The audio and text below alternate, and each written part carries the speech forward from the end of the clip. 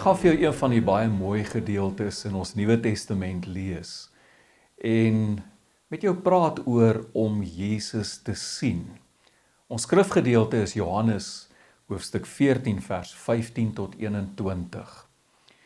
Jesus praat, hy's aan die woord en hy sê, as julle my liefhet, sal julle my gebooie onderhou. En ek sal die Vader vra en hy sal vir julle 'n ander parakleet gee, sodat hy vir ewig by julle kan wees. Hy is die Gees van die waarheid, wat die wêreld nie kan ontvang nie, omdat die wêreld hom nie sien nie en ook nie ken nie. Julle ken hom egter, omdat hy by julle bly en in julle sal wees. Ek sal julle nie as weeskinders agterlaat nie. Ek kom weer na julle toe. Nog 'n kort tydjie en die wêreld sien my nie meer nie, maar julle sien my, omdat ek leef en julle sal leef. Op daardie dag sal julle weet, ek is in my Vader en julle in my en ek in julle. Wie my gebooie het en dit onderhou, hy is die een wat my liefhet. En wie my liefhet, my Vader sal hom lief hê, en ek sal hom lief hê en myself aan hom bekend maak. Tot sover die Here seën hierdie woord in ons harte. Sou jy die Here Jesus graag wou sien? Sou jy hom intiem wou leer ken? Die 7 verse wat ons so pas gelees het, is baie dieper as wat dit op die oog af lyk. Die diepste varswatermeer in die wêreld is die Baikalmeer in Siberië in Rusland. Die oppervlakte van die meer is 32.000 vierkante kilometer.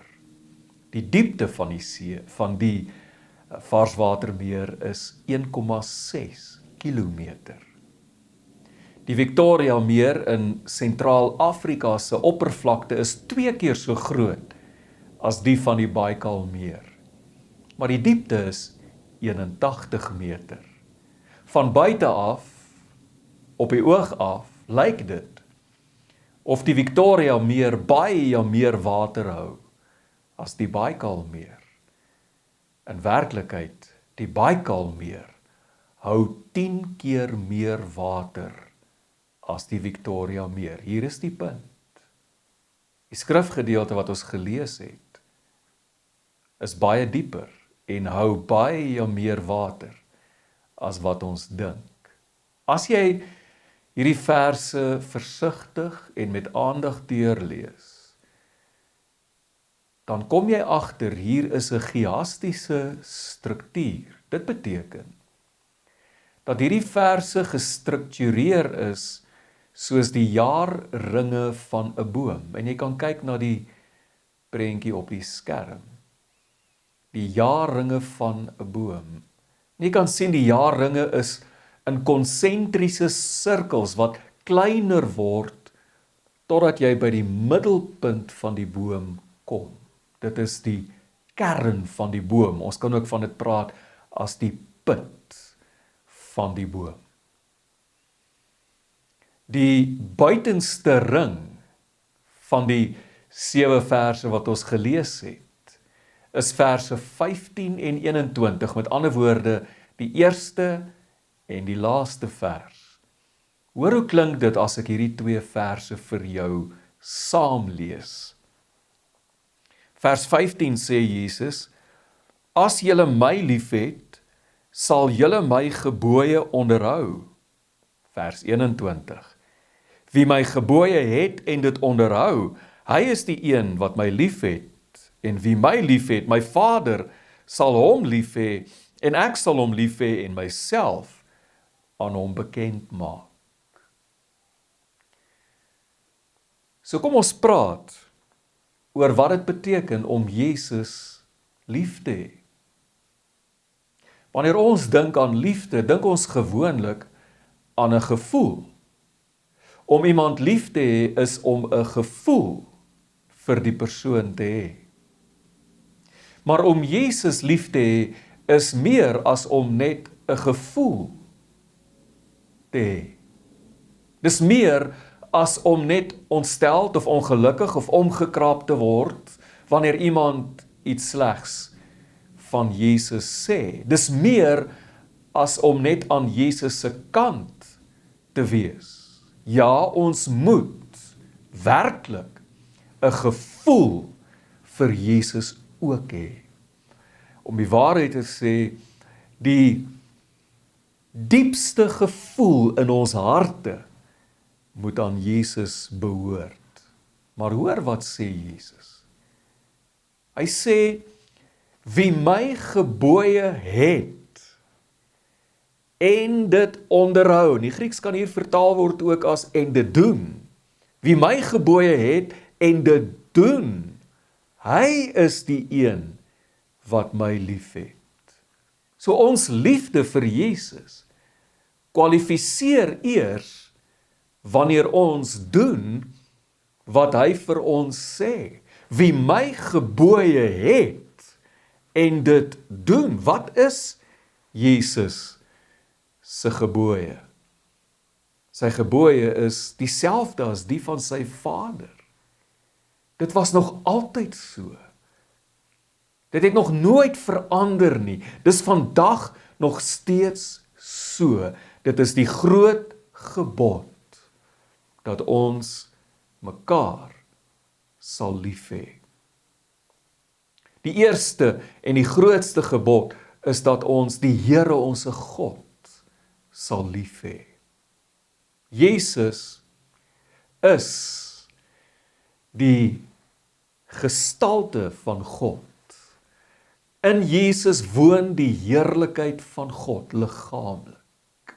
Hy is die beeld van die onsigbare God. Jesus is die seun van God, self is hy ook God. So dit begin by ons liefde vir Jesus.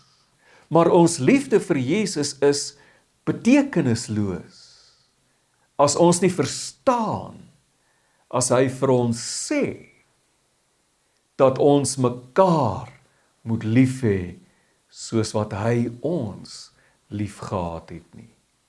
En as ons dit nie doen nie. Wanneer ons dit doen, met ander woorde, wanneer ons mekaar lief het, soos wat hy ons lief gehad het, en daardeur ons liefde vir hom bewys, dan gebeur daar iets wonderliks.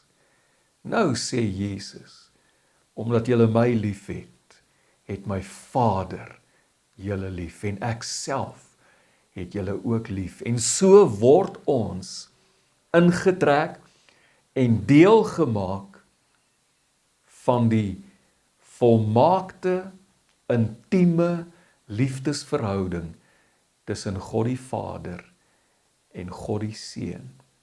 En dis in hierdie verhouding wat Jesus vir ons sê, nou openbaar ek myself aan jou.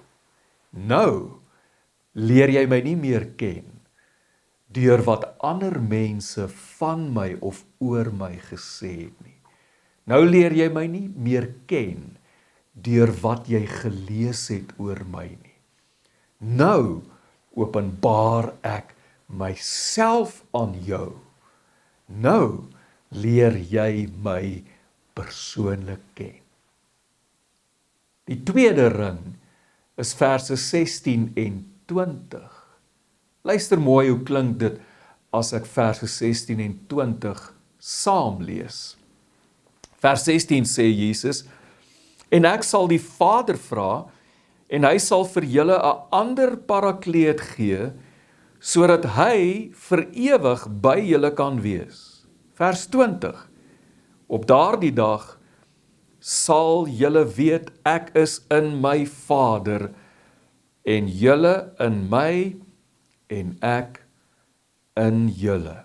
Let asseblief op, in albei hierdie verse kom God die Vader, dis die tweede ring, kom God die Vader ter sprake. Jesus sê, ek keer terug na my Vader toe.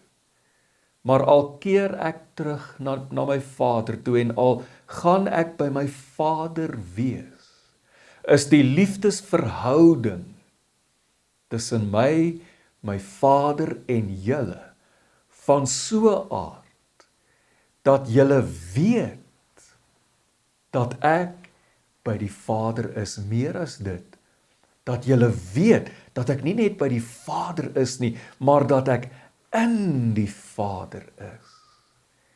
En julle weet ook dat julle in my is en dat ek in julle is.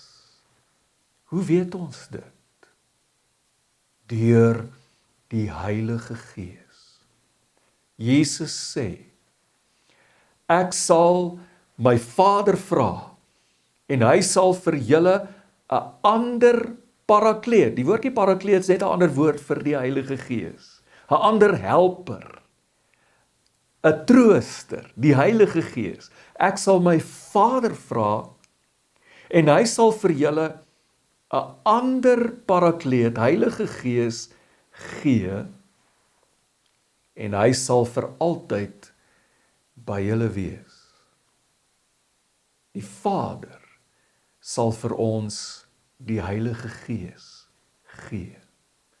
En vriende, dit het gebeur. Die Heilige Gees het gekom. En hy het gekom om te bly. Hy's nog altyd hier. Hy's nog nooit weg nie. Hy's nog altyd hier by ons. En as ek en jy nie bewus is van hom nie, geen verhouding met hom het nie, as ons die Heilige Gees nie ken nie, as ons nie die Heilige Gees ervaar nie bewus word van sy teenwoordigheid nie, is dit nie omdat die Heilige Gees nie hier is nie. Hy is hier. En dit is deur die Gees, deur die Heilige Gees wat hier is, wat ek en jy weet, dat ons weet dat Jesus inderdaad by die Vader is, dat hy in die Vader is, en is deur die Heilige Gees wat ons weet dat ons in Christus is en Christus Jesus in ons is. Dis deur die Gees wat dit vir ons meer as net teoretiese kennis word, iets wat ons gehoor het en wat ons van kennis geneem het. Nee, dis deur die Gees word dit vir ons 'n werklikheid. Ons weet dat ons weet dat ons weet. Jesus is by die Vader. Hy is in die Vader. En ons weet dat ons in Christus is. Paulus praat so baie van die begrip, gebruik hy die term, ons is in Christus. En ons moet dit weet, en ons weet dit, meer as net teoreties, deur die Heilige Gees. Ek is in Christus, en Jesus is in my. Die derde ring is verse 17 en 19. Nou luister mooi, hoe klink dit as ek verse 17 en 19 vir jou saam lees? Vers 17 sê Jesus, hy is die Gees van die waarheid, wat die wêreld nie kan ontvang nie, omdat die wêreld hom nie sien nie, en ook nie ken nie. Julle ken hom egter, omdat hy by julle bly en in julle sal wees. Vers 19 sê Jesus, nog 'n kort tydjie, en die wêreld sien my nie meer nie, maar julle sien my, omdat ek leef, en julle sal leef. In albei hierdie verse, die derde ring, gaan dit oor die wêreld wat nie sien nie. Die wêreld wat nie sien nie. Jesus sê, nog 'n kort tydjie, en die wêreld sien my nie meer nie. Op die oomblik is ek nog hier. En die wêreld sien my, hulle kan my fisies sien.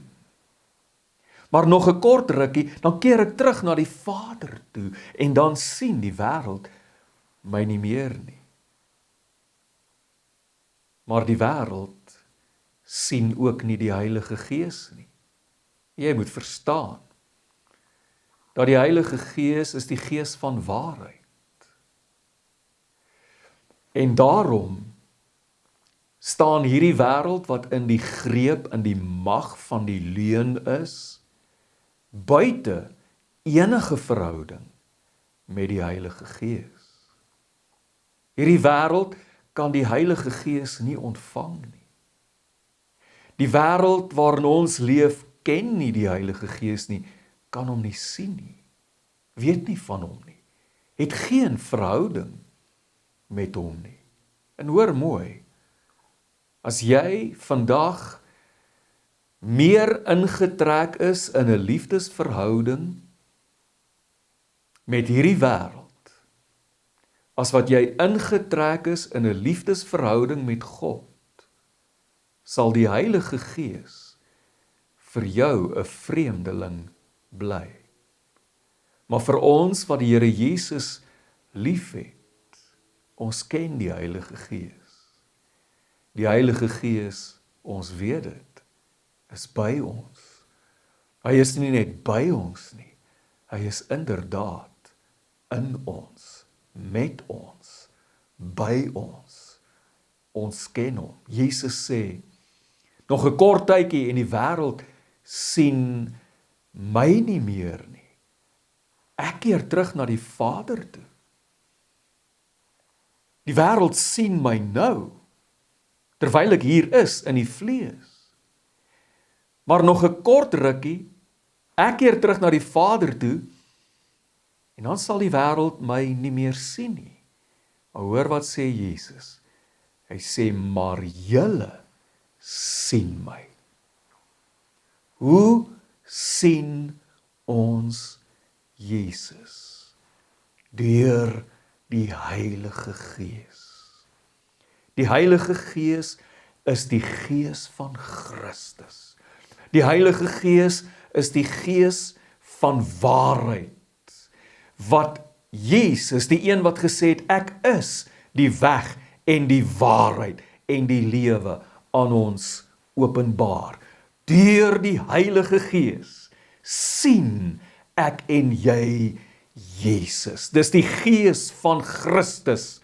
Die Gees wat die Vader gestuur het, wat gekom het, wat Jesus Christus aan ons openbaar, wat hom vir ons sigbaar maak, dat ons hom kan sien. Hoe sien ons die Vader? Ons sien die Vader deur Jesus. Hoe sien ons Jesus? Ons sien Jesus deur die Heilige Gees, wat by ons is en in ons woon. En dan kom ons by die put van die boom. Die vers wat in die middel staan, die kern van hierdie gedeelte. Vers 18, Jesus se woorde. Ek sal julle nie as weeskinders agterlaat nie. Ek kom weer na julle toe. Ek gaan dit weer vir jou lees, luister mooi. Jesus sê, ek sal julle nie as weeskinders, die Grieks is orphanus, dis waar die woordjie orphan vandaan kom. Ek sal julle nie as weeskinders agterlaat nie. Ek kom weer na julle toe. Waarvan praat Jesus? As hy sê, ek kom weer na julle toe.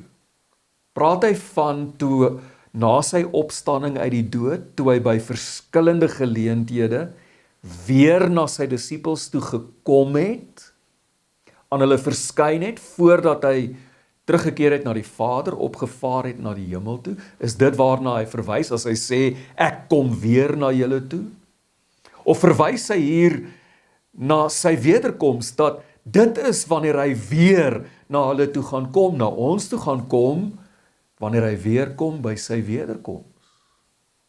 Ek dink die sleutel in hierdie vers lê in hierdie woorde. Ek sal julle nie as weeskinders agterlaat nie. Ek sal nie van julle weesies maak nie. Ek sal nie soos 'n pa en 'n ma wees wat dalk deur die dood van hulle kinders af weggeruk is en jou kindertjies wees agtergelaat het. Ek sal nie van julle weeskinders maak nie. Nee.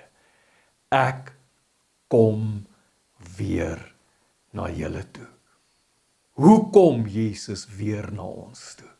Deur die Heilige Gees. Die Gees van Christus. Jesus het opgevaar na die hemel, maar deur sy Gees het Christus weer na ons toe gekom.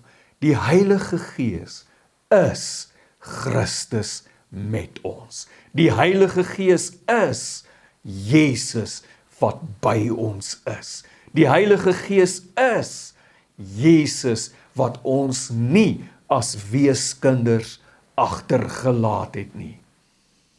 Ons maak heeltemal te min van die Heilige Gees. Heeltemal te min van die Heilige Gees. Die Heilige Gees is Jesus wat weer na ons toe gekom het, om by ons te wees. Die Heilige Gees is Christus by ons, in ons, met ons. Die Heilige Gees is Jesus wat ons nie as weeskinders agtergelaat het nie. Ek som vir jou op.